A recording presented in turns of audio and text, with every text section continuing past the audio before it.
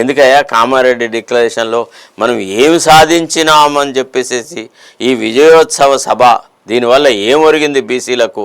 అన్ని పోస్టులు నీ వాళ్ళకే ఇచ్చుకున్నావు కదా, లోకాయుక్త నీవాడే, హ్యూమన్ రైట్స్ కమిషన్కు సంబంధించిన వ్యవహారాలు నీవాడే, రేరాకు నీవాడే, బాలల సంఘానికి నీవాళ్లే. ఎక్కడయ్యా నువ్వు ఇతరులకు అవకాశాలు కల్పించింది అనే ప్రశ్న వేసినాడా? మన తరఫున లేదు, వేడు. అడ్వకేట్ జనరల్ వాళ్ళాడే, అడిషనల్ అడ్వకేట్ జనరల్ వాళ్ళాడే. అరే ఎక్కడరా నువ్వు ఏ ప్రదేశంలో నువ్వు బీసీలను మేలును మెచ్చినావు? ఇక ఎవరికన్నా ఇస్తే వాడు ఇంటర్మీడియట్ కూడా పాస్ కాలేదు సిరాజు, నేను డిఎస్పీ చేసిన అంటే 10 సార్లు ఇతను అనర్హుడు, ఇతనిలో ఏం చదువు లేదు, సంధ్య లేదు, వీడికి ఏం తెలియదు, అయినా సరే వీడికి నేను దయాదాక్షిణ్యంతో ఒక బొక్క వారేసిన వీడి దీన్ని నమ్ములుకుంటూ సపరించుకుంటూ బతుకుతున్నాడని చెప్పాడు.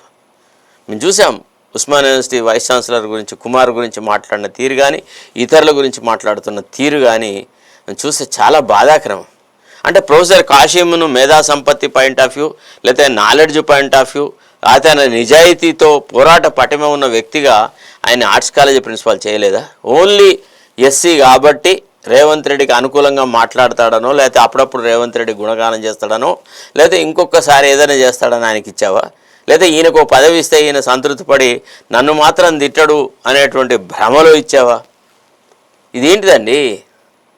ఏదైతే మనం హక్కులాగా సాధించాలో, దేనికైతే మనకు అర్హత ఉందో దాన్ని సాధించడానికి పాదాక్రాంతం ఎందుకు అవ్వడము, కాళ్ళు ఎందుకు పట్టుకోవాలి ఉన్నత వర్గాల వాళ్ళకి? గుప్పెడు మంది ఉన్న రెడ్లు ఎంతండి వాళ్ళ పర్సెంటేజ్? 5%, 3%, లేదు 10% అనుకుందాం మనలో మాట. వాళ్ళు ఏం చేయగలరండి?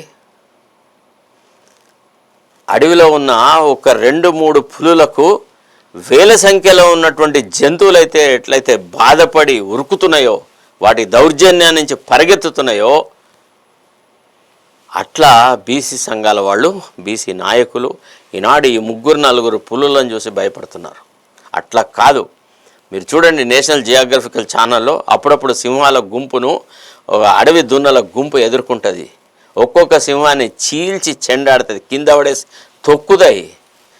ఒక గుంపుగా వచ్చేటువంటి అడవి బర్రెలను కానీ జంతువులను కానీ ముట్టుకోవాలంటే గజగజ వణుకుతాయి. ఆ జంతువుల కన్నా ఐక్యత ఉంది కదండి, మనకు లేదా? చెప్పండి ఒకసారి. మనలో ఆ రకమైన ఆలోచన సరళి ఎన్నడూ వస్తుంది? ఎందుకు రాదు? మనం ఆ రకంగా మన అధికారం కోసం మనం ఎందుకు పోట్లాడము? కామారెడ్డి సభను మేంగా అంటే ఒక దృక్కోణం ఛానల్గా దాన్ని మేము నిరసిస్తున్నాం. అది విజయోత్సవ సభ కాదు, అది బీసీలను వంచిన వంచన సభగానే మేము పరిగణిస్తాం. అంతకు మినహా ఇతరత్వం లేదు. అఫ్కోర్స్ మేము కూడా మా ప్రతినిధులు పంపుతాం, మేము కూడా అక్కడ ఏం జరుగుతుందో చూస్తాం. అన్ని వ్యవహారాలు చూసినప్పటికీ ఇది వంచన, ఇది ఏ రకమైనటువంటి వాళ్ళ పురోగతికి ఉపయోగపడేది కాదు. మెడలు వంచే స్థాయి, స్థైర్యము, అంత పట్టుదల, అంత గొప్పతనము లేదు.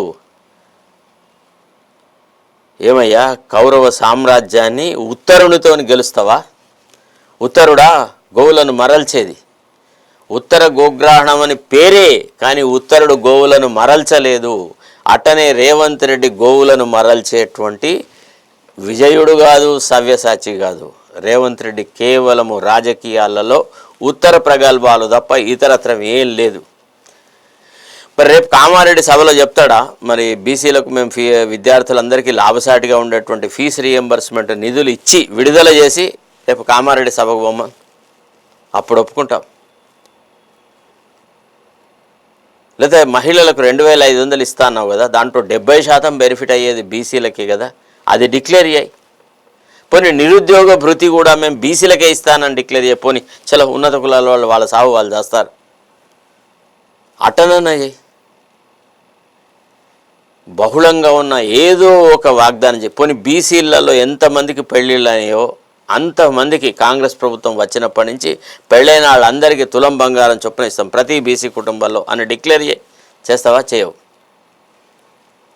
ఇక 2 చీరల పథకాన్ని గురించి రేపు కామారెడ్డి సభలో మాట్లాడి ఇది బహుళంగా బీసీలకు ఉపయోగపడేది, బతుకమ్మ పండుగను ఆడేది మా బీసీ మహిళలే అని ఆ రకమైన ప్రహ్లాదాలు, ఆ రకమైన ప్రగల్భాలు పలుకుతాడు, అంతకంటే ఎక్కువ ఉండదు. చూడండి ఈ వార్త ఎంత దరిద్రంగా ఉందంటే, మహేష్ కుమార్ కామారెడ్డిలో ఈ నెల 15 నిర్వహించే బీసీ డిక్లరేషన్ విజయోత్సవ సభకు లక్షలాది మంది తరలివచ్చి కేంద్రం మెడలు వంచాలని పిసిసి అధ్యక్షుడు మహేష్ కుమార్ గౌడ్ పిలుపునిచ్చారు. కామారెడ్డి జిల్లా కేంద్రంలో ఆదివారం నిర్వహించిన బీసీ డిక్లరేషన్ విజయోత్సవ సభ సన్నాహక సమావేశంలో ఆయన మాట్లాడారు.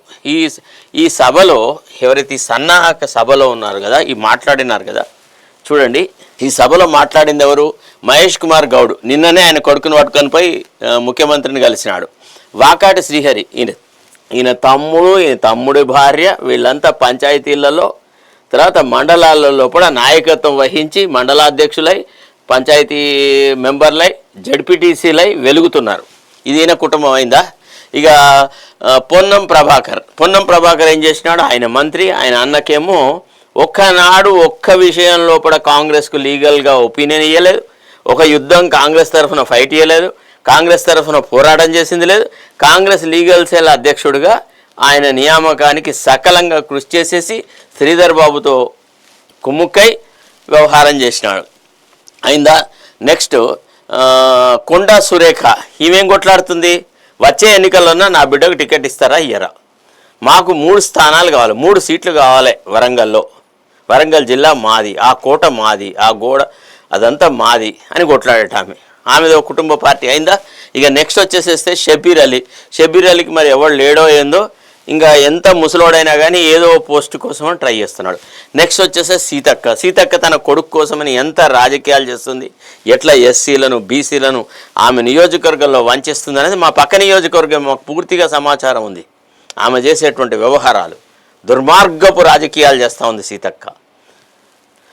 నెక్స్ట్ అయిందా? ఇంకెవరినయ్యా? పొంగులేటి శ్రీనివాసరెడ్డి. ఈయన ఏం చేసినాడు? ఈయన బంధువుకు ఎంపీ టికెట్ ఇప్పించుకున్నాడు, ఈయన ఒక మంత్రి అయినాడు, ఈయనకు అనుచరుడైనటువంటి వ్యక్తిని పట్టుకొచ్చి అడిషనల్ అడ్వకేట్ జనరల్ చేసి పెట్టినాడు. ఈయన ఏం చేసినాడు?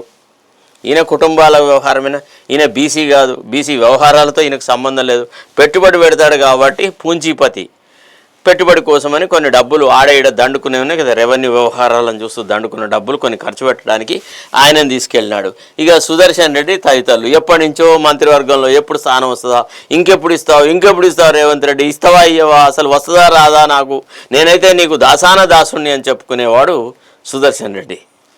ఇక వీళ్ళ నేతృత్వంలో మీరు ఎట్లా బీసీల అభ్యున్నతిని ఎక్స్పెక్ట్ చేస్తున్నారు, ఎట్లా ఊహిస్తున్నారు ఒకసారి ఆలోచించండి. బీసీ సమాజం ఆలోచించాలి, బీసీ యువకులు ఆలోచించాలి, మహిళలు ఆలోచించాలి, చదువుకున్న వాళ్ళు ఆలోచించాలి. అందుకే సముద్ధరణ జరగాలంటే, బీసీల యొక్క ప్రభావం పెరగాలి రాష్ట్ర రాజకీయాల్లో అంటే రేవంత్ రెడ్డిని తొలగించడం తప్ప ఇతరత్రం లేదు. పంచాయతీ ఎన్నికల్లో రేవంత్ రెడ్డిని మట్టి గరిపిస్తే, రాష్ట్ర వ్యాపితంగా కాంగ్రెస్ పార్టీకి నూకలు జల్లకుండా చేస్తేనే బీసీలకు నిజమైన న్యాయం జరుగుతుంది. వీడు 42% ఇచ్చినా సరే పొరపాట్ల కూడా మనం కాంగ్రెస్ పార్టీకి ఓటు వేయద్దు. ఎందుకంటే ఎంతో వంచన తర్వాత మొత్తం 5-6 కిలోమీటర్లు పరుగులు పందెం వచ్చిన తర్వాత వీడు గ్లాసెడ్ నీళ్ళు ఇస్తే ఇదే గొప్ప అని మనం అనుకోవడానికి వీల్లేదు. జ్ఞాపకం ఉంచుకోండి, ఇది మన న్యాయమైన హక్కు. ఇది రేవంత్ రెడ్డి దయాదాక్షిణ్యాలతో వచ్చేది 42% రిజర్వేషన్ కాదు. ఇది ఒక హక్కులాగా కొట్లాడి సాధించుకోవాలి, అప్పుడే విజయగర్వం ఉంటుంది. ఇవాళ తెలంగాణ రాష్ట్రం ఏర్పడ్డది అని అంటే ఎంతమంది త్యాగాలు, ఎంతమంది ఉద్యమాలు, ఎంతమంది కృషి, ఎన్ని రకాల పోరాటాలు చేస్తే వచ్చింది. అందుకే తెలంగాణ ఈనాడు సగర్వంగా నిలబడ్డది ఒక రాష్ట్రంలాగా. ఉద్యమంతో సంబంధం లేదు, ఉద్యమ స్ఫూర్తి లేదు, ఉద్యమ ఆకాంక్ష లేదు. ఎప్పుడు సమైక్యవాదుల పంచన చేరి, వాళ్ళ కొంగున చేరి, వాళ్లకు ఊడిగం చేసిన రేవంత్ రెడ్డి నేతృత్వంలో రాష్ట్రంలో ప్రభుత్వం ఏర్పడ్డ నాడే నేను చెప్పినాను, అయిపోయింది, కథం ఫినిష్, కాంగ్రెస్ కథ కంచికే అన్నాను. అన్నట్టుగానే రాను రాను కాంగ్రెస్ ప్రతిష్టను దిగజార్చినాడు.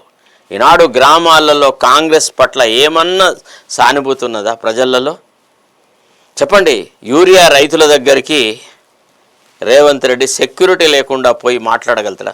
ఏ ప్రాథమిక వ్యవసాయ కేంద్రం దగ్గరికి వస్తాడో చెప్పండి. నేను ఛాలెంజ్ చేస్తున్నా రేవంత్ రెడ్డిని, నీకు దమ్ముంటే యూరియా సమస్యను 15వ తేదీ లోపల సాల్వ్ చేసేసి నువ్వు కామారెడ్డి సభకు పో. ఎందుకంటే ఆ బారులు తీరి చెప్పులు పెట్టి అక్కడ వెయిట్ చేస్తున్న వాళ్ళు అందరూ బీసీలే. చవట నిజమైన చోటనేమో ఏ సహాయ సహకారాలు చేయకుండా ఈ విజయోత్సవ సభలకు వాటికి వీటికి ప్రజాధనం వృధాగా చేయడము వేస్ట్. దీనివల్ల ఒరిగే ప్రయోజనం ఏది లేదు. ఈయన ఏం చెప్తాడంటే ఇంకా ఆదివారం నిర్వహించిన బీసీ డిక్లరేషన్ విజయోత్సవ సభ సన్నాహక సమావేశంలో ఆయన మాట్లాడు కేంద్రంపై కామారెడ్డిలో సమరశంఖం పూరించబోతున్నాడు. ఎవడు వాడు సమరశంఖం పూరించేది? అరే నీ ముందడ నీ మాట మాట్లాడి చాటుకు పోయి మోడీకి పోయి నేను నీ అనుచరుణ్ణి నీ భక్తుణ్ణి, నేను చిన్నప్పుడు ఆర్ఎస్ఎస్లో ఉండి ఏబీవీపీలో ఉంటే యు ఆర్ మేరే బడే బాయ్ అని చెప్పుకునే రేవంత్ రెడ్డి సమరశంఖం పూరించేది. బయటికి బాహ్యంగానేమో మోడీని అమిత్ షాను వాళ్ళను వీళ్ళను గాడిసే వారసులు అని చెప్పి చాటుకు పోయి పాదాక్రాంతం అవుతాడు. రేవంత్ రెడ్డికి అసహజంగా అనైతికమైన పొత్తు కిషన్ రెడ్డితో ఉందా లేదా ఆ విషయం చెప్పండి. దాని గురించి మాట్లాడాడు. ఇక నెక్స్ట్ వచ్చేసేస్తే